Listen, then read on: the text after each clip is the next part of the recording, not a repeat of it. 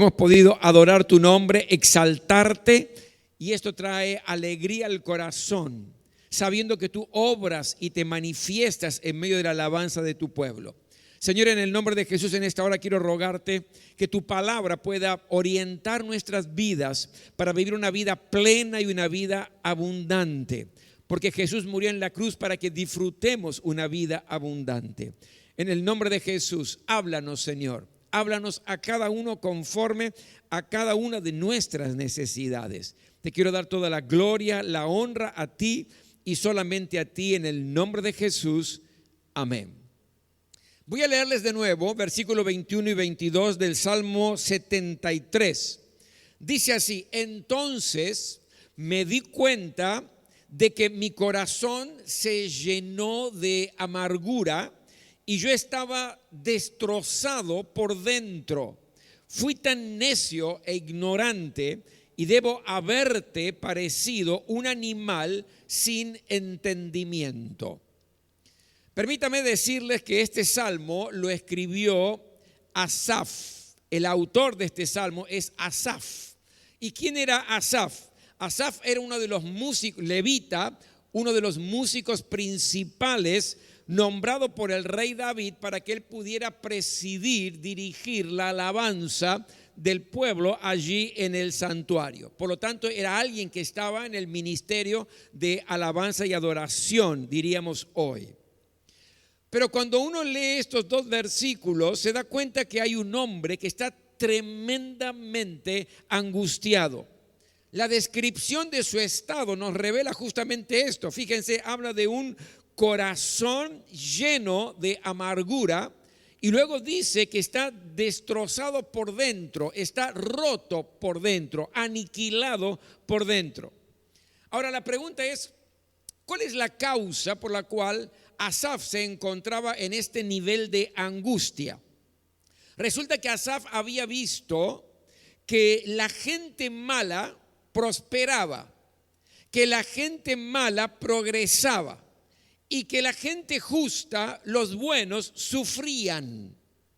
Y esto le generaba una angustia interna. Y yo creo que usted a veces, o yo, frente a situaciones así que nos parece una tremenda injusticia, padecemos también de ese sentimiento. Cuando vemos que el corrupto avanza, que aquel que hace las cosas mal crece y aquel que se esfuerza en hacer lo correcto, hacer las cosas que están bien, sufre y todo le cuesta el doble, uno dice, pero ¿cómo algo está mal aquí? No está funcionando. Por eso es que el salmista llega a confesar en un momento determinado diciendo, bueno, veo esto y mi corazón se llena de amargura y es como punzadas que yo estoy sintiendo en mi alma. Y el dolor que siente es tan real que deriva en desilusión, en decepción y hasta en falta de fe en Dios. Porque le está cuestionando al Señor justamente. Si usted lee luego todo el Salmo 73, se va a dar cuenta que hay una especie de cuestionamiento de Asaf al Señor, al punto tal que pareciera que lo que Dios le ha prometido y su experiencia con Dios, aunque estaba en la alabanza, en la adoración, se estaba evaporando cuando veía esa realidad y cuando la angustia estaba embargando su corazón. ¿Sabe, mi querido? Yo creo que muchas veces la amargura, la angustia penetra silenciosamente en el corazón cuando atravesamos situaciones que no son lo que nosotros estábamos esperando. Nos angustiamos, por ejemplo, cuando vemos que no estamos progresando en la vida a pesar que hacemos tremendos esfuerzos. Nos angustiamos cuando se va complicando la cosa en el trabajo, en lugar de mejorar va empeorando. Nos angustiamos cuando vemos que los hijos están cada vez más rebeldes y están totalmente fuera de control. Nos angustiamos cuando vemos que la esposa o el esposo está cada vez más distante, más frío en la relación conyugal. Nos angustiamos cuando luchamos por lograr algo y no lo logramos. Nos angustiamos cuando nuestro amigo nos falló. Es decir, hay situaciones en la vida que generan una angustia, una amargura interior. Lo importante aquí es que Asaf reconoce la situación, porque él dice en el versículo, entonces me di cuenta ¿De qué te diste cuenta, Asaf? Me di cuenta que este estado de angustia me lleva a tomar decisiones absolutamente erradas, al punto tal que se considera un necio, se considera un ignorante. En otra versión dice, me considero un torpe, sin entendimiento. Llega a decir, Señor, delante de ti parezco una bestia. ¿Qué significa parezco una bestia? Sin la capacidad de pensar, cuestionándote a ti, Señor, haciendo o diciendo cosas que nunca me imaginé que yo podía hacer o podía llegar a decir. Él se da cuenta que la angustia le está llevando por caminos errados y decisiones complicadas para él. Lo mismo le pasó al profeta Elías. Usted recuerda el episodio, ¿verdad? Acababa de aniquilar a 450 profetas de Baal que estaban distorsionando la religión del pueblo de Dios. Los acababa de liquidar y frente a la amenaza de Jezabel sale huyendo, sale corriendo, y cuando está allí en medio, debajo de un arbusto, quiere tomar una decisión errada y le dice al Señor, me quiero morir, quiero que me mates, Señor. Pero ¿cómo? Venía de una tremenda victoria, de una exhibición sobrenatural del poder de Dios, de la manera que él se enfrentó allí en el Monte Carmelo con los 450 profetas de Baal. Pero la angustia lo llevó a tomar decisiones o querer tomar decisiones erradas. ¿Qué aprendo de esto? Y te lo quiero sembrar en el corazón. Y escúchelo muy bien. Nunca tome decisiones en la vida cuando está angustiado. Nunca tome decisiones en la vida cuando está amargado o cuando está enojado, porque seguramente su decisión será errada, porque va a estar dominada por un corazón que está lastimado, que está destrozado, que está angustiado. ¿Cuántos dicen amén a eso? Pero el pasaje sigue. Porque después que él se presenta delante del Señor diciendo que estoy torpe, sin entendimiento, parezco una bestia y un animal delante de tu presencia, Señor, por la angustia que tengo en el corazón, el versículo 23 dice, sin embargo, todavía te pertenezco, me tomas de la mano derecha, me guías con tu consejo y me conduces a un destino glorioso.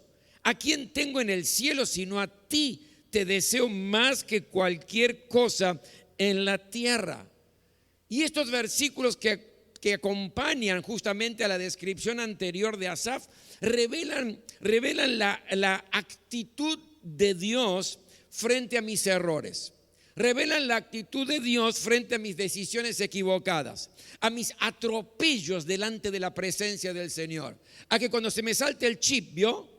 Revela qué hace Dios y cuál es la actitud del Señor cuando le estoy pifiando, cuando lo estoy cuestionando, cuando en realidad estoy haciendo las cosas erradas, la estoy haciendo mal, sin entendimiento, con torpeza, sin parar para pensar a ver que lo que estoy diciendo o haciendo es correcto o no es correcto.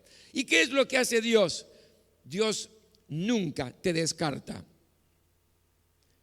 Nunca, jamás te descarta. Nunca, jamás te va a dejar de lado. Porque dice la palabra de acá, la palabra del Señor aquí, todavía te pertenezco. Señor, soy un privilegiado porque estoy protestando, te estoy cuestionando, se me saltó el chip, digo cosas como un torpe, sin entendimiento, sin pensar. Igual sigo siendo tu hijo porque dice, todavía te pertenezco. Sigue siendo mi papá. Y no solamente eso, sino que me tomas de la mano derecha. Es decir, Señor, aunque yo me revelo a veces en la situación que estoy viviendo producto de la angustia, me sigues llevando de tu mano, guiando con tu mano. Y sigue, me guías con tu consejo, me sigue aconsejando para que haga las cosas bien. Y luego dice, me conduces a un destino glorioso, me sigues llevando al camino de la eternidad. Es decir, el Señor no me descartó. Me estoy comportando mal, estoy haciendo las cosas mal, estoy protestando delante del Señor, estoy torpe, sin entendimiento, no paro para reflexionar, a ver, estoy con falta de fe para con el Señor, y Dios me tiene paciencia y no me descarta y no me deja de lado porque entiende que estoy con mi corazón angustiado. ¿Y qué dice luego en el versículo 26? Asaf, ¿puede fallarme la salud y debilitarse mi espíritu? Pero Dios sigue siendo la fuerza de mi corazón. Él es mío para siempre.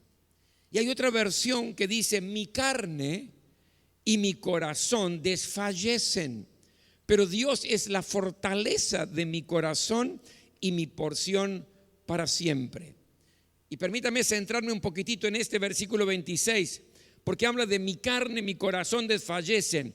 Y esta es la verdadera descripción de una vida angustiada. Mi carne y mi corazón desfallecen. Tres partes en esta frase. Primero dice mi carne. En el versículo que habíamos comparado decía: puede faltarme la salud, porque está muy relacionado. Mi carne, ¿qué significa esto? Significa, mi querido, que hay un componente físico en la angustia. Repercute en mi cuerpo. Cuando estoy angustiado, en realidad mi cuerpo se debilita. Hay fatiga, hay un sentimiento de apatía, de letargo.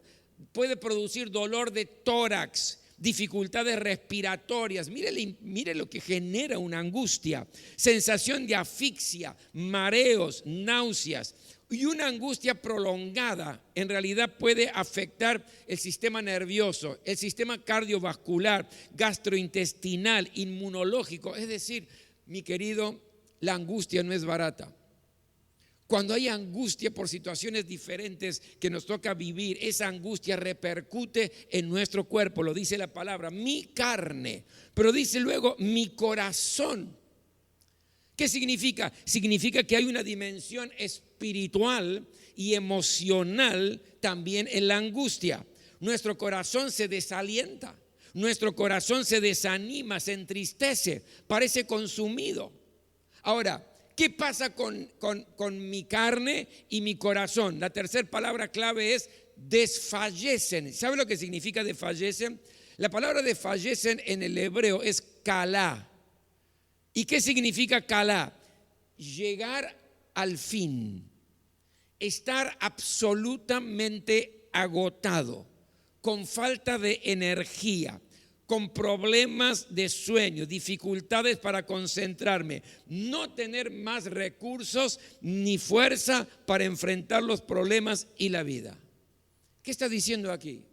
Que cuando alguien está angustiado, su cuerpo tiene repercusiones porque hay enfermedades cardiovasculares, sistema nervioso, gastrointestinales, inmunológico, etcétera, pero también su espíritu, su corazón se vuelve desanimado, desaliento, tristeza, consumo, al punto tal de no dar más, de llegar al límite. Wow. No es poco tener un corazón y una vida angustiada. Pero mire cómo continúa. El salmista dice: mi carne y mi corazón desfallecen, estoy desalentado, estoy desanimado, estoy a punto de perder la razón porque no tengo entendimiento. Pero luego dice: pero Dios. Wow, qué lindo pero, ¿verdad? Ese pero es fantástico. Dice: pero Dios, pero Dios, pero Dios, pero Dios es la fortaleza en mi debilidad, en mi desfallecimiento, y mi porción es para siempre. ¿Sabe qué quiero decirle hoy? Que usted puede estar angustiado, pero hay un pero Dios. Usted puede estar pasándola mal, pero hay un pero Dios. Y quizás está angustiado por una enfermedad, pero Dios es tu sanador. Quizás estás angustiado por una crisis económica, pero Dios es tu proveedor. Quizás estás angustiado por las luchas, pero Dios te da la victoria. Estás angustiado por las flaquezas, pero Dios te da la fortaleza. Quizás estás angustiado por las tristezas, pero Dios es tu gozo. Siempre hay un pero Dios, porque nunca jamás el Señor va a descartarte, aunque te comportes como una bestia, como dice el salmista, delante de su presencia, sin entendimiento, sin razonamiento, sin entender el propósito de Dios en cada situación de nuestra vida. Asaf la pasó mal, pero dice, me di cuenta que estaba errando, me di cuenta que estaba hablando mal, me di cuenta que estaba decidiendo errado, me di cuenta. Y el Señor, que nunca lo abandonó, vuelve a abrazarlo, vuelve a levantarlo, vuelve a consolarlo. Ahora, déjeme ir al Nuevo Testamento. ¿Cuáles fueron las instrucciones que Jesús dio para cuando alguien está angustiado? Fíjese allí, Jesús justamente a sus discípulos les dice en Juan 14:1, no se angustien, confíen en Dios y confíen también en mí. ¿Por qué estaban angustiados? Estaban angustiados porque ellos habían abandonado todo, habían dejado todo para seguir a Jesús y de pronto Jesús le dice, me voy, vuelvo al Padre, me voy. Imagínense, gente que había largado todo en la vida, que lo único que hizo fue seguir a Jesús, abandonando absolutamente todo para seguirlo, y cuando están dispuestos a seguirlo y lo están siguiendo y están aprendiendo, Jesús le dice, bueno, ahora me voy. ¿Cómo no va a angustiar el alma? Es una situación complicada. Estaban angustiados, pero el Señor le dice, no se angustien, confíen en Dios y confíen también en mí.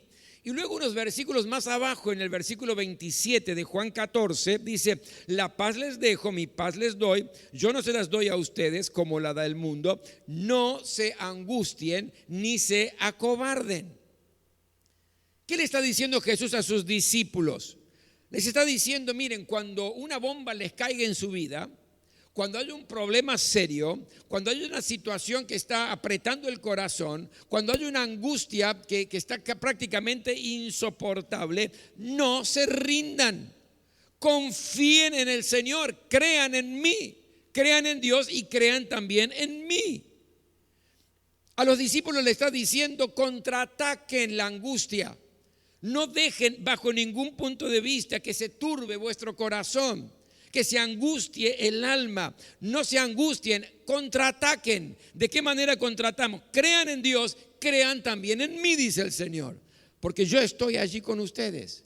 Crean en cada promesa de parte del Señor, porque toda promesa de Dios es en el sí y en el amén, dice la palabra del Señor. Y Jesús nos dio un ejemplo, y con esto voy a cerrar, un ejemplo de qué hacer frente a la angustia. ¿Qué hacer cuando estoy angustiado por alguna razón, por algún problema, por alguna circunstancia en la vida? En Mateo capítulo 26, versículo 36 en adelante, mira lo que dice.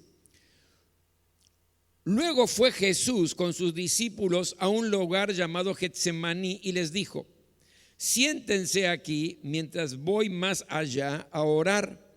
Se llevó a Pedro y a los dos hijos de Zebedeo y comenzó a sentirse triste y angustiado. Es tal la angustia que me invade que me siento morir, les dijo. Quédense aquí y manténganse despiertos conmigo. Fíjese el episodio. Jesús está por enfrentar el peor momento de su vida. Está allí en el Getsemaní. Es el momento donde ya está en el proceso para llevarlo y crucificarlo, ¿verdad? Con todo lo que usted conoce de la historia bíblica. Pero en ese momento, cuando está previo a todo este esquema, dice la palabra del Señor que él se sintió angustiado. ¿Y qué hizo? ¿Cómo combatió Jesús la angustia? Y le voy a dar 5 cosas y guárdelas en su corazón, porque son las cosas que usted tiene que aplicar cuando esté en algún momento angustiada su vida. ¿Cuáles son estas cosas? Lo primero que hace Jesús escogió a alguno de sus amigos cercanos para ir con él. Fíjese el versículo 37. Se llevó a Pedro y a los dos hijos de Zebedeo, que eran Jacobo y Juan, y comenzó a sentirse triste y angustiado.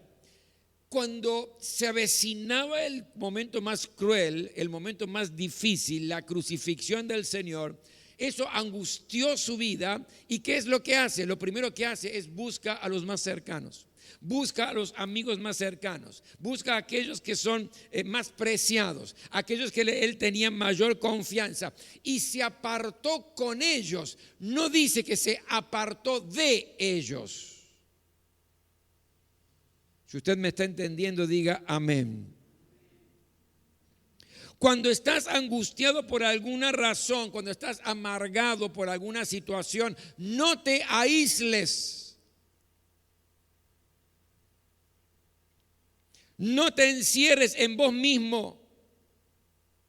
No te apartes. Busca amigos de confianza. Busca hermanos o hermanas en Cristo que te puedan escuchar y que te puedan ayudar.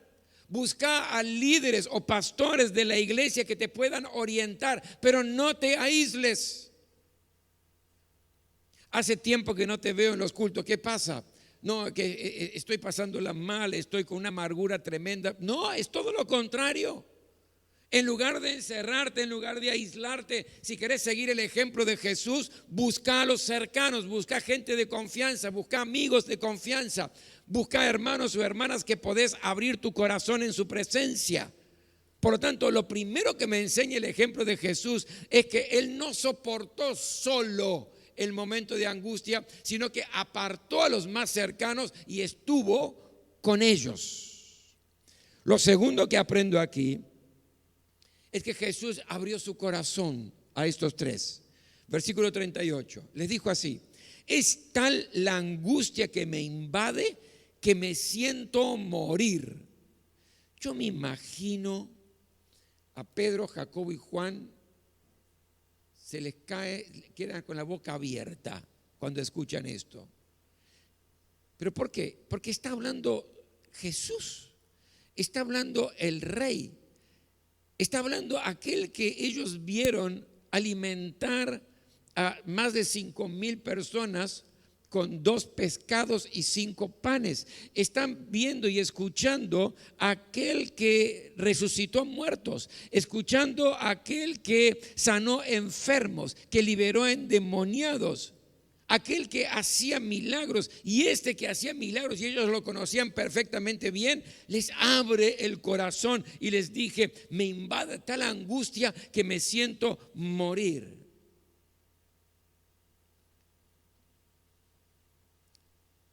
Jesús abrió su corazón a aquellos que estaban con él. No tengas temor de mostrar tu vulnerabilidad. ¿La estás pasando mal? Abrí tu corazón y compartirlo con aquellos que están con vos, con aquellos cercanos, los que tenés confianza. No tenés por qué ahogarte en tu angustia. No tenés por qué solamente juntar a los más cercanos y decirle: no, es suficiente con que estén, con eso me basta. No basta. Abrí tu corazón. El Rey de Reyes y el Señor de Señores le dijo a sus discípulos: me siento como morir. Estoy tan angustiado que estoy mal. Por lo tanto, mostrá tu vulnerabilidad, tu carga, tu necesidad a aquellos que te rodean para poder salir de la angustia. Lo tercero que yo veo aquí es que Jesús les pidió ayuda a sus discípulos más cercanos para la batalla espiritual.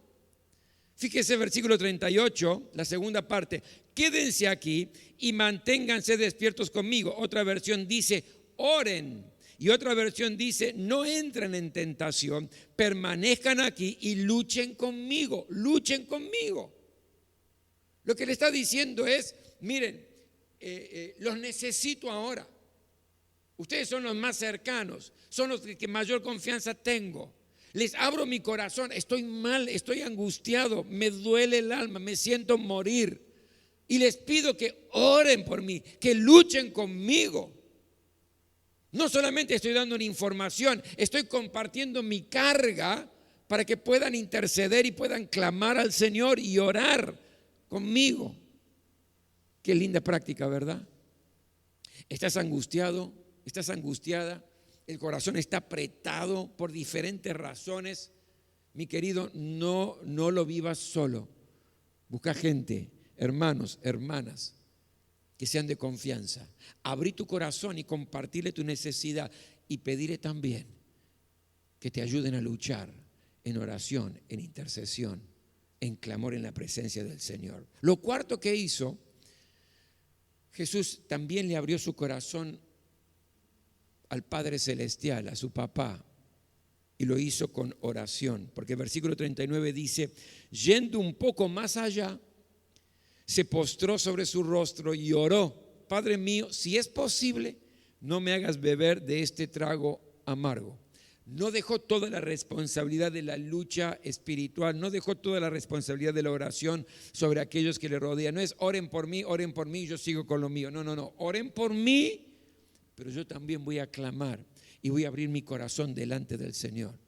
Yo a veces escucho, pastor, ore usted porque usted Dios lo escucha más que a mí. No, Dios no me escucha más que usted, Dios también lo escucha a usted. Y quiere que se comprometa el Señor en clamar y en orar por la carga que está llevando, por el problema que está teniendo, por la circunstancia que le toca vivir.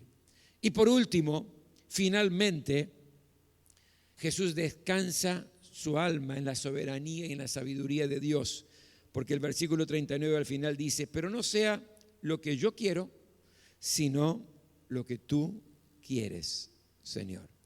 Y está confiando en que Dios es soberano y que todo está dentro del plan que Dios tenía para su Hijo Jesucristo. Cosas muy prácticas, ¿verdad? Jesús nos enseña y te enseña y me enseña cómo uno puede superar la angustia. No se hace esto callado, no se hace esto aislado, solo. Necesitamos del otro.